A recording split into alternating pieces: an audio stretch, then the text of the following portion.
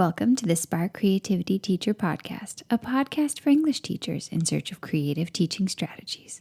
I'm Betsy Potash, and I'm glad to welcome you to episode 46, a conversation about the power of sketchnotes. What are sketchnotes, you ask? Well, in a nutshell, sketchnoting is a powerful way of taking notes in which the listener processes the information while putting it onto the page. Some things are bigger, some things are smaller, some things are bolder, some things are brighter. Some things that don't feel important just don't make the cut. Drawings and experiments with different fonts, arrows, bubbles, icons, and more help to make the important information noticeable and memorable. For me, sketchnotes make listening way more enjoyable, and they make information stick in my head longer. That's why I'm so excited to be sharing a conversation with Mike Rohde, the creator of Sketchnotes, on the podcast today. Before I tell you a little about Mike, I want to share this week's challenge with you. To help you experiment with Sketchnotes a little yourself and feel more prepared to share the method with your students, Mike and I are inviting you to sketchnote this podcast episode, then share it on Instagram with the hashtag #PodcastSketchnotesParty and see what everyone else has created too. Tag us at NowSparkCreativity and at RohDesign, RohDesign, and we'll be cruising around to see and applaud your experiments all through the week. I'll be choosing 3 random winners to receive gift cards to pick out fun teacher shirts at my favorite online teacher apparel store, The Right Stuff Chicks. I'm really excited about this. If you don't have Instagram, join the fun in my Facebook group, Creative High School English, where over 100 teachers have already signed up to participate in this challenge. There will be a thread in there where you can post your photos if that works better for you. Just search Podcast Sketchnotes Party, the hashtag, inside the group. I cannot wait to see what you come up with.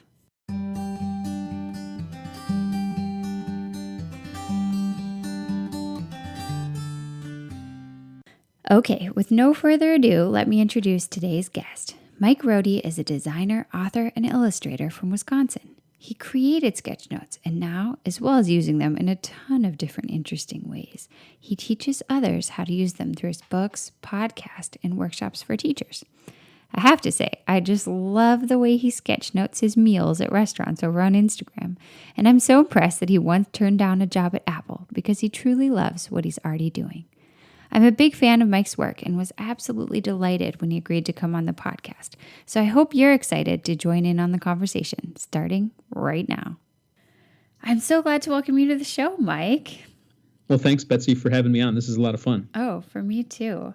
You're a bit of an unusual guest for me because you're a designer, you're an artist, and you're not a classroom teacher, and yet it's very clear that you are an educator. Can you talk to me a little bit about how you developed this concept of sketchnoting?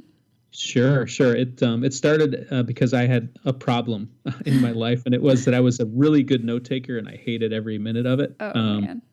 So I got to this point. I don't know how I got to this point. It's funny because when I wrote, I've written 2 books about the subject, Sketchnote Handbook and Sketchnote Workbook. And one of the challenges my editor told me was, well, you have to do a preface. And so I thought, well, if I think back in time, like, when did this really start? I mean, it sort of officially started around 2007 when I started doing this as an intentional thing. But it had been kind of building in the past. So when I look back, I actually was doing sketchnoting or a form of it back in probably in high school, but I could clearly see in college and design school because it was a way I could make sense of the information I was learning, and it kept me engaged. So I'd started been doing it, and then I got into technology, and technology sort of led me towards keyboards and screens, and I just sort of got into this thing where I was typing everything. Yeah. And so when I started coming back to using notebooks, because I had felt this draw to come back to analog, I sort of took along the same mindset from the computer. So I thought, well, if I type everything, when I take notes, I try to type everything I hear. I should probably write everything I hear. So that led me to then purchase these large notebooks, lined notebooks. And then, because I was concerned about making mistakes or having errors, I would use pencil. And then on top of that, I would just felt like this a compulsion to write everything down, almost like a court reporter or something. So I ended up with these books full of notes, very detailed notes, and it was stressful because I was always concerned that maybe I'd forgotten something or some really valuable tidbit of information was slipping by because I was, scratching my ear or something like that. I wasn't paying attention, right? So there was all this pressure around taking notes. I thought, I just can't sustain this anymore. I need to do something else. And probably the benefit of being a designer is we're always faced, and many professions are, but designers, at least from my perspective, are often faced with limitations. You must use this logo. You can only use 2 colors. You have to do it by Friday. Mm-hmm. It's just sort of normal for a designer. And I thought, well, maybe the way out of this issue, this problem, this pain that I'm having is to put limitations on myself, some kind of constraints. And I thought, well, what would be the most opposite thing that I could do from what I'm doing now? And that would be giant books and pencils and writing every detail. Well, what if I went to a small book? I'd been to a bookstore and I picked up one of those little pocket moleskin notebooks, but I didn't know what to do with it because it was too beautiful to write in. So it sat around on my desk for, I don't know, months. And I thought, well, I've got that notebook. Maybe I could use that. And then I thought, well, that solves one thing. I can't write the level of detail that I had been writing in these big notebooks. But what would be another thing that could limit me? What if I used only a pen? And I'd been sort of experimenting a little bit with gel pens at the time. And I thought, well, maybe I should use a pen instead of a pencil. And that the thing that would happen there was that I would have to commit to the things I would put on the page. So instead of having this sort of backup plan, well, I could just erase it and fix it, or, there was sort of a implied worry that I would make a mistake by committing to this gel pen. I was sort of saying I need to be aware of what I'm writing and make a commitment to it and put it on the page and just be okay with it. So that combination of the small space and the pen making me commit sort of moved me into an interesting space where I was using my listening skills in a different way. Instead of writing all these notes with the idea that I would dig through them later and find the value, I said, well, I can't write everything. I have to commit. So maybe what I should do is actually analyze what I'm hearing in the moment and make sense of it in the moment. And then those things that make sense, I'll put them on the page. And then I won't have this problem that I came from, which is too many notes that are, a pain to go through, a pain to produce. I'll simply have the things that are most valuable to me, the things that I can apply in my work life, because I first approached it from a work perspective. And that's what I did. So I went to a work conference with my little notebook and my pen, and this idea that I would listen for the big ideas and the big concepts and approached it that way, and actually had a lot of fun. I was really enjoying taking notes again, which was kind of a shock for me because I really didn't enjoy the old way I was taking notes, where I always felt it was a burden and felt compelled to capture everything, and then thinking, oh, I'm going to have to dig through this later and figure out what's valuable. Like all that stuff had got pushed away, and now I could simply enjoy the moment. I could analyze and I could have fun. And suddenly I from my perspective, I had free time.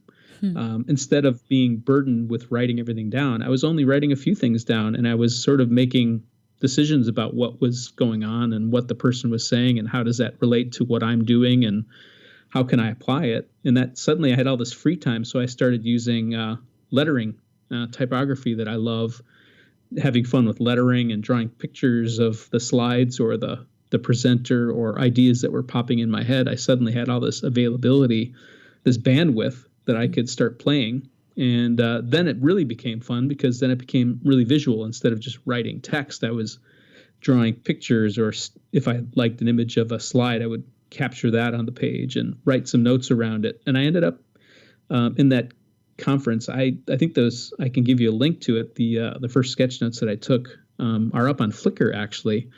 And there were so many benefits to it, but one of the big benefits was I had much fewer pages that I needed to go through if I wanted to review my notes, because I'd done all the heavy lifting of analysis in the moment. And I think that was the epiphany that if this is solving the pain, the burden that I'm feeling, there must be other people like this. So I have to keep going and keep seeing if this is viable, trying it out, and maybe there's a way I can share this thing. And that's where it all began. Wow. So you went from hating the process and hating the product to loving the process and loving the product.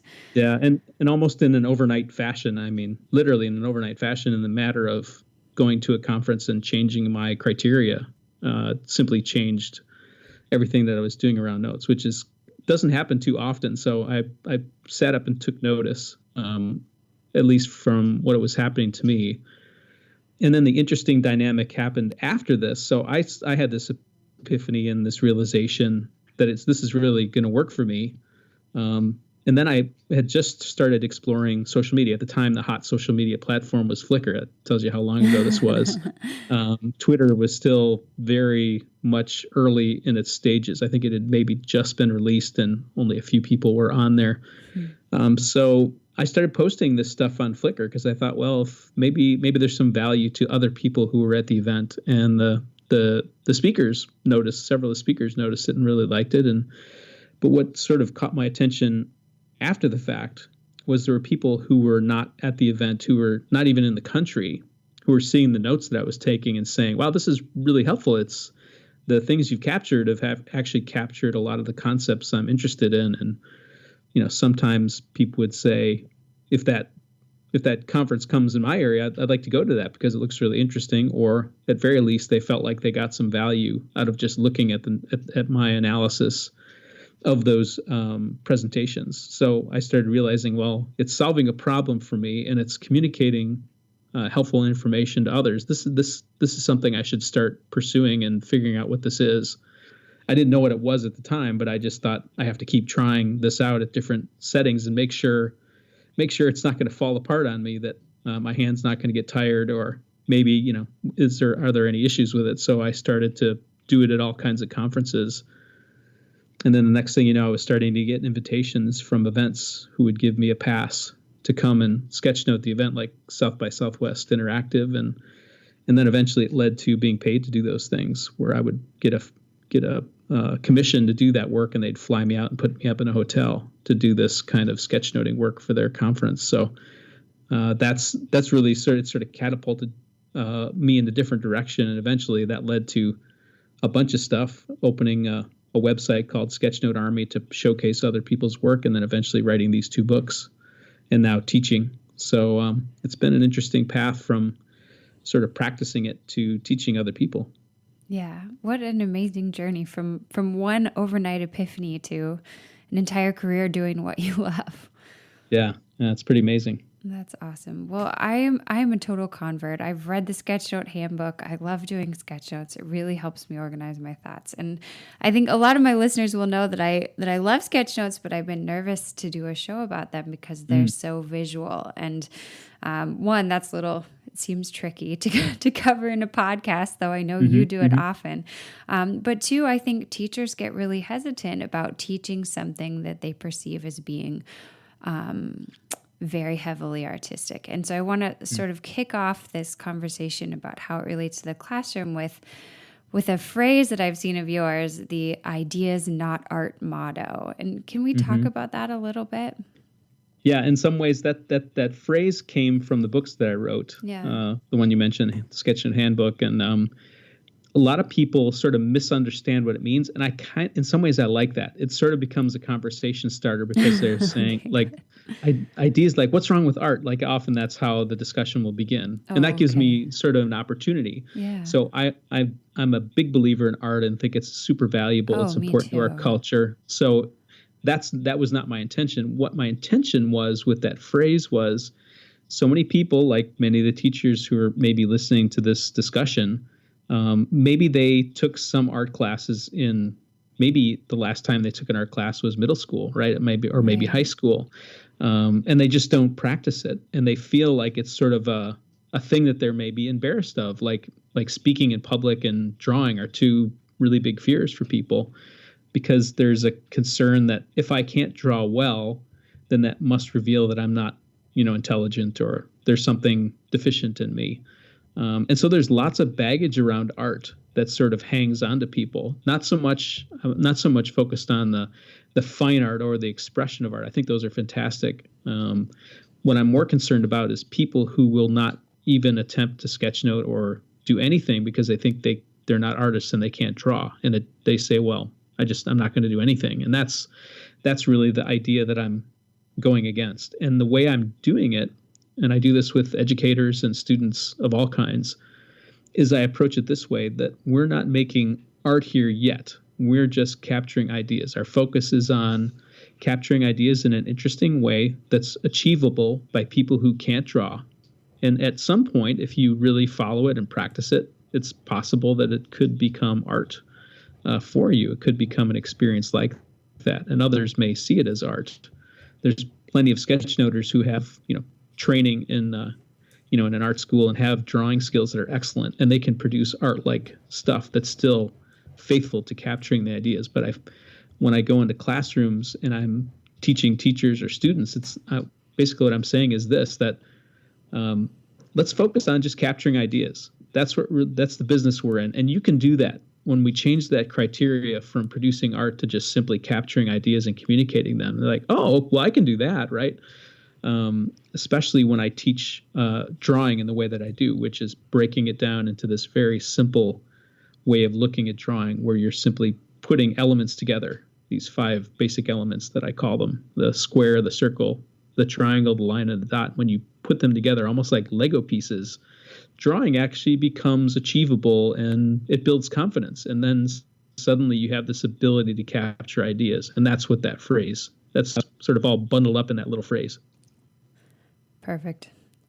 No, I mean, that's really, I hope I didn't introduce it incorrectly, because I believe 100% in art, but I wanted that sort of exact argument that it's achievable for everybody, and that no one needs to be intimidated. Well, it's funny because I gave a button to a friend of mine. We just had lunch the other day, and the waiter saw it, and he's like, well, what's wrong with art? And so then we didn't really get into a full discussion, but many times when that discussion comes up, at first I was sort of cringing, like, oh no, what did I do? Like, people are misunderstanding. But what I realized was it's actually a blessing in disguise, because it offers this moment of curiosity, like, what are you talking about? And then I can explain sort of what I just did and explain my approach to things. And I've even contemplated doing some modifications on the phrase in different ways. So it could be ideas then art. That could be another way to look at it, right? You start with ideas, then you graduate to art. Yeah. Or ideas are art. It's interesting. That's what the waiter said. Ideas are art. Ooh. So that was another interesting twist on it that I can explore a little bit as well. So what, in your opinion, makes sketchnoting such a powerful tool for learners? Why should teachers dive in and consider this as a classroom strategy? Well, I think the thing that I see is that it involves the whole person. That's the thing I like most about it. It includes thinking. So you're seeing, you're hearing, you're thinking with your mind, and then you're using your body, you're drawing, and you're doing lettering, and you're writing words, and you're putting these things together. So your whole body is involved. That's one of the things that I think makes it really helpful for students particularly, right? Because they are able to do that. But I think the other thing that's interesting about it is so often, maybe a teacher will see a student who's doodling, and they're sort of using these same techniques, but they're using it to be distracted. They're not paying attention. So what this does is it sort of gives a blessing to the concept, but it redirects it in a positive way. It redirects it in a way that helps the student use this desire to draw and doodle and play with visuals in a way that helps them remember information. And I think additionally, I would say the third reason would be that we're just really visual creatures. We have this capacity to see visuals. We use it all the time. But I think that we have the capacity to produce visuals that communicate, which is sort of comes back to the ideas, not art thing we just talked about, is that we all have the capacity to do it. And I think a lot of times we leave those capacities off the table. We focus on verbal stuff, writing or typing, using speaking, those kind of things, which are great, right? Yeah. But there's this whole visual aspect of our capabilities that we sort of leave off the table, and I think they're pretty valuable. There's a guy named Ellen Pivo who in the 70s proposed this idea called dual coding theory, which is this concept that our brain has 2 ways of processing information. One is verbal, which is in some ways newer than the ancient visual stuff. The cave drawings in Lascaux are very old. We're very good at pattern recognition as humans, so that stuff's been built in for a long time. But his concept was that each of these channels is powerful. The visual and the verbal are both powerful.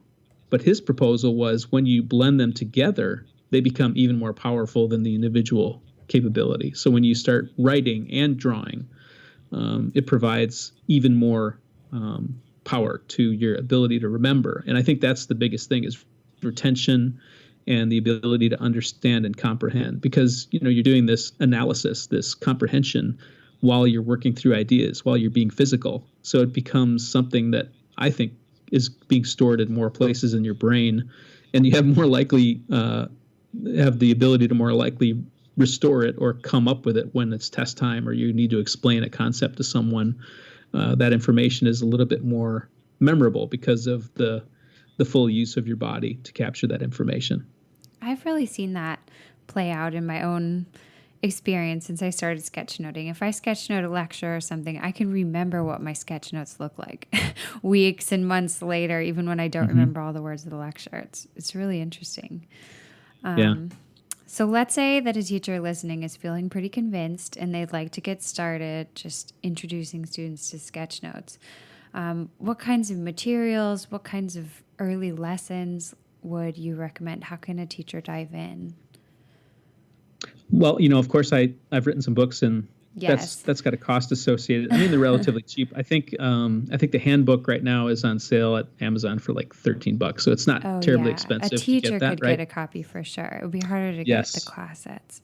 Yes. So, I mean, that's if you find that it's working, then you can probably talk to the next level up. But I also realize that there's lots of people that want resources out there that maybe don't have the budget, or they want to explore it and play with it a little bit. Yeah. One of the things that I've done is I've started teaching workshops, and now I'm teaching these in secondary, sometimes primary schools, universities.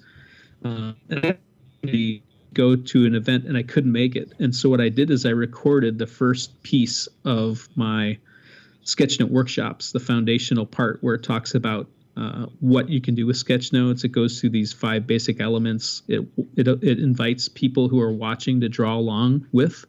And then once we go through these drawing exercises, to wrap it up with a really fun, simple exercise of drawing a treehouse. And that's available on YouTube for free. Oh, cool. So what I can do is I give you a link to that. And so teachers are curious about it. That's a really good introduction. I think the video is like 32 minutes or something like that. So you can watch through it and see sort of like the concepts of the book are built into the video, but it's a pretty compact thing. And you could, if you wanted to, you could play that YouTube video for your students, have them try it and see how they react to it and sort of get a feeling for, do you like this kind of work? How would you like to see this done? And that's maybe an easy way to get into it. There's a website that I've created back in 2009 called sketchnotearmy.com, and it focuses on other people's sketchnotes. So it's got a really wide variety of sketchnoters' stories. Sometimes there's a whole section for first-time sketchnoters. So like the first time they try it, they capture it, and they tell the story of how they came into it and show the work. There's also others who go to conferences or do things in a unique way, and we post those up. And then finally, we have a podcast there where we talk to people who practice sketchnoting and talk about mindset and how they got into it. So there's all kinds of free resources available before you even spend any money on a book, right? Yeah. That will give you a sense that you can sort of look around. And I think there's a variety of other, resources that sort of go into the basics. Jetpens.com has got a little tutorial on sketchnoting. Core 77 has got a little tutorial by my friend Creighton Berman. And if you go to Sketchnote Army, in the About page, there's a link to that. So there's some resources that are free that can get you going. And there's a community on Twitter, if you start looking around, that there's tons of teachers involved in it, and they're pretty excited about it. So once you sort of get the fever, there's plenty of other educators out there who are ready, willing, and happy to help you and give you some pointers and ideas and answer questions. Oh, I love hearing all this. One thing that really stood out to me in the book, beyond the dual coding, which I really like learning about, and beyond the sort of comfort that you don't have to be super artistic to try Sketchnotes, and that you can sort of work through it step by step. But I liked the discussion of the different priorities of Sketchnotes, like that Sketchnotes have a different purpose than your routine notes, and that you don't need to try to accomplish the exact same thing with the two different genres. You know what I'm talking about? Can you talk a little bit about why Sketchnotes are different and how that can actually be helpful for students? Yes, I think so. I sort of, one of the things that I talk about in the book is this idea that Sketchnotes sort of live on a spectrum in a sense. So from one end, let's assume that we see a spectrum, and on one side we have totally verbal, so it's written stuff. So it's just your plain traditional notes you might take in class. Could be handwritten or typed. And on the other far end of that spectrum is only drawing, right? Just drawing things and expressing yourself with drawing, whether it's good or bad, just ideas. Yeah. I sort of think of all the sketch notes that people do to exist on that kind of a spectrum, and you have to choose based on the thing that you're doing, which kind of a sketch note that you want to produce. So let's say you're in a board meeting where there's lots of really critical information. You don't want to miss details. Maybe you're charged with taking minutes, right? Yeah. So you have to get things right. You got to know who voted for what, who did the seconds, like who's going to do this or that. Like in that case, you would slide that spectrum pretty far over to the text side. Maybe you wouldn't have to go completely text only. One of the things I recommend you'll see in that little YouTube video, if you watch it, is this idea of having a set of icons that you use for your note taking that could maybe run in the left column to help you identify action items. It could be that simple, right? Little icons that you do repeatedly, like a clock for a deadline, or little stars to emphasize something. A variety of different things that you use that can make those notes visual, even though it's minimally visual, right? You're just writing text, but you're annotating it with some icons to help you identify actions. That I consider like a really basic sketch note. Or you can go all the way to the other end of the spectrum. Let's say you're watching a TED Talk. There you've got a lot of latitude, right? You could draw, most of your sketch note could be a drawing with annotations about the things you're thinking about, right? Maybe it's like a map of some kind, or a chart where you're sort of annotating the points on the chart based on what you're hearing in this TED Talk. And then there's all the points in between where you can go a little bit, still be textual, but be a little bit more visual. And you sort of pick based on what it is that you're trying to achieve. What information are you capturing? You adjust that spectrum to one side or to the other, and it's pretty flexible. And I felt I didn't want people to feel limited, like, oh, I can't use sketchnoting because now I'm in a board meeting. That's like, how can you be creative and find ways to use these visual tidbits in there to make your meeting notes more interesting and more memorable? Because I think as you do that, the same features of sketchnoting sort of come to life, even in those really basic icons that you're maybe using in a board meeting. Makes it a little bit more fun, and it sort of engages you in the same way. I love it. So students can start to realize that, yes, if they're in like a medical school lecture, they need to get a lot of information down, but there are other times when they can prioritize the visual, and they can take more time with it and play around and sort of be processing and putting down just what feels most important. Yes. I've got one last question for you before we wrap it up. I wanted to just talk a little bit. I did sketchnotes myself when we had an author, Angie Thomas, come to our school last year. She wrote The Hate You Give, which is a really popular book with English teachers right now. And she was just talking about her experience writing it and speaking directly to the students about social justice and activism. And it was a fascinating lecture, and I sketchnoted it, which was really powerful for me. And I was wondering if you could just share one time in your career of creating these amazing designs when it was particularly powerful for you. Well, let's see. There's been lots of moments like that. I would say one of the opportunities that came up to me, so this goes back to the early couple of years when I was first doing the sketchnoting. I didn't know what it was. Hadn't even imagined I'd write a book about it. And I was doing this work. There's a guy in Chicago named Jason Fried. Some people may know about him. He runs a company called Basecamp. That's a tool that people use online to manage projects, but it's sort of built from a human perspective, so you're not trapped in the world of Gantt charts. And stuff like that. So their approach is really unique and different. And he came to Milwaukee and spoke at Discovery World, which is a really nice venue right on the lakefront. I went to see him and sketchnoted his event. And afterwards, I went up and talked to him and told him, hey, I'm a big fan. I really like sort of what you're doing. I've been following you for many years.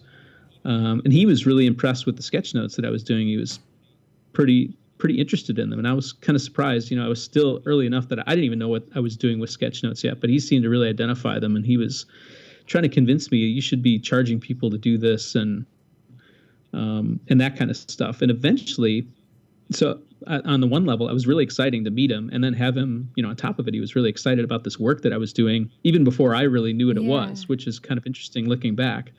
But what that also represented was, I think about a year later, he reached out and said, hey, we see the work you're doing. We have a book that we're releasing, and we would love to have you do the illustrations for us because we think you understand our business.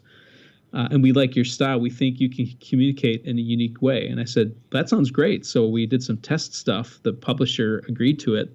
And then I ended up doing 88 illustrations for the book called Rework, which some teachers may know about. Pretty popular book around I think it was 2012, and it released 2010, 2012. And that was a really great opportunity for me. A lot of people have read that book. They like the illustrations. It was probably less sketch notes and more illustrations. But if I look back in time, it was that little opportunity in Milwaukee where I just went to see this guy that I really admired, sketchnoted his thing, and then it turned into a project. And now I'm, I wouldn't say I'm buddies with him, but we're acquaintances, and I can send him emails and he'll respond. And we've done things again following that. So it's been a really interesting opportunity. So you just never know, when you do sketch notes, where that could lead you to, right? It could be someone, like you say, someone you would really admire, and they really like it. And I think a lot of times speakers like it, especially because it helps them to see what it is they're communicating. If you've ever done any speaking, you sort of imagine that you're communicating these ideas really well, and these are the things you're trying to say. But when someone sketch notes it, you quickly see what actually the messages are that people are hearing. Hopefully it's the things you want. But sometimes you might notice some other patterns that you didn't even realize that someone's picking up on. So speakers really like it. It's kind of weird. I'll say it's sometimes weird for speakers when you have a sketchnoter in the audience, because they're always looking down and they're doing something, right? And you think they're not paying attention. And I think, when I think about teachers who maybe experience that, it can be, the initial response could be, oh, they're just doodling and they're not paying attention to what I'm saying. When in actuality, they may be paying the most attention of anybody in the room because they're trying to convert that into some kind of a visual.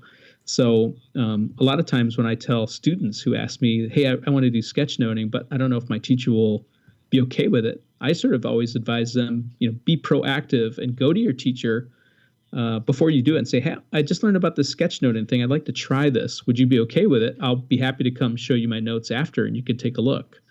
So it's less of a hiding from or making it a secret, and more of a, hey, would you be involved in this, and let's experiment with it. So I think that was the lesson I learned from that, was being really proactive, not being afraid to go up and talk to him and show him the work. And it turned into something I couldn't have imagined out in the future. So that was a really interesting lesson that I learned from that, and very impactful in my life. That's amazing. I can think of so many ways to spin that into inspiration for teachers and students. I mean, teachers out there could consider showing students sketchnotes that they had made as a way of introducing the subject. Before they get into the video that you created, they could share some of their own art, whether they are artists or not. It would give students inspiration to see that somebody else is trying it who they already respect. Right.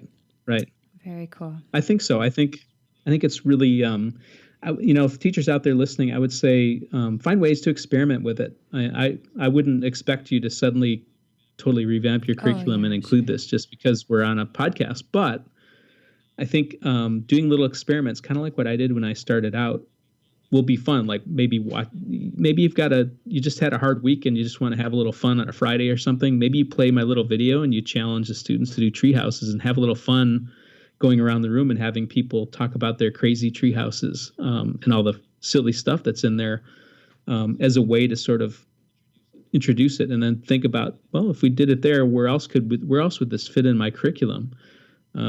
I think that's maybe the way to go about it, is to sort of play with it, see how it fits, and then sort of once you do it and you see the reaction of students, it's a lot easier to imagine, well, I could use it on this other project. Why couldn't we, instead of writing a report, what if we sketchnote a report? Or, where it's maybe an optional thing, or it's some, thing that's in addition to the core thing. So you can not be so worried about it sort of blowing up your planning and your curriculum, but it could provide an interesting entree. And maybe you find that it's so attractive to your students that maybe that becomes a regular thing. Maybe it becomes integrated over time. No, I love that way of bringing it in slowly, and then maybe you're watching a TED Talk and the students sketchnote it, or you're doing one poetry lecture, and they do it a sketch note on the lecture, just one day out of that whole unit, and then the kids who love it are going to run with it. They're going to start using it in their other classes too, and that's a great gift then that you can give them. Yeah, I agree. I think that's a great way to think about Wonderful. All right. Well, thank you so much for coming on. I know people are going to want to look you up. We've touched on a lot of your resources and your social media, but tell listeners, if they want to find you, what's one of the easiest routes? Sure. So the most active place that I am on social media is Twitter. Okay. And there you'll find me at Rohdesign, ROHDESIGN. So that's a good place to find me. I'm the same on Instagram. So if you're a more Instagram person, I'm there as well. To go and see many of the resources, go to my website, which is also Rohdesign by chance, rohdesign.com. And there you'll see, when you go to the first page, you'll notice that I have information about both books, so you can sort of explore. I have lots of samples on those book promo pages, so you can download sample chapters and worksheets. You can see videos that we shot related to those books. So that's all there as well. And then there's a newsletter you can sign up for there as well, that about every month I send out the interesting things I'm coming across and stuff I'm up to. So if you want to find out that way, so that's probably the next place. Oh, that sounds great. Then I would say, specifically for sketchnoting, if you're interested in seeing what are other people using this for, it would be the one site that I mentioned before, sketchnotearmy.com, where we have just a variety of different people's work right now. If you go there, you'll notice that the podcast is happening right now. We're in the middle of releasing season 5 with interviews with lots of really interesting visual thinkers. So that could be an interesting place to explore. But if you kind of go back into to the archives, you'll see all kinds of different stuff. There's first Sketchnotes. There's all kinds of different variety. If you just do a search in a topic you're interested in, there's a pretty good chance you'll find something in the archives to poke around with. So that would be probably the next thing to check out. And I think that pretty much covers it. That'll give you plenty to do for a little while. Absolutely. So I'll link it all in the show notes, and everybody can just browse it well. Yeah. And if you have any questions, reach out to me. I think there's contact information on the Hire Me section. You don't have to hire me, but that's where there's a link you can click, and an email will come to me, and I'll be happy to answer questions you might have. Perfect. Well, thank you so much for taking the time to come on. Great. It's been a lot of fun. I'm always happy to share, and I'm passionate about this stuff. So it's not hard for me to talk for a while on this topic. So thank you for the opportunity. Oh, my pleasure. Thanks for joining us. Just a reminder to sketchnote today's episode and post it either in my Facebook group or over on Instagram with the hashtag #PodcastSketchNotesParty. I can't wait to see your amazing work. If you'd like to check out the show notes and see my sketch notes from the show, click on over to www.nowsparkcreativity.com, where you'll find the show notes from this episode and the 45 that came before. While you're there, be sure to check out the free creative curriculum section up at the top of the site, where you can sign up for a bunch of great creative activities to use in your classroom.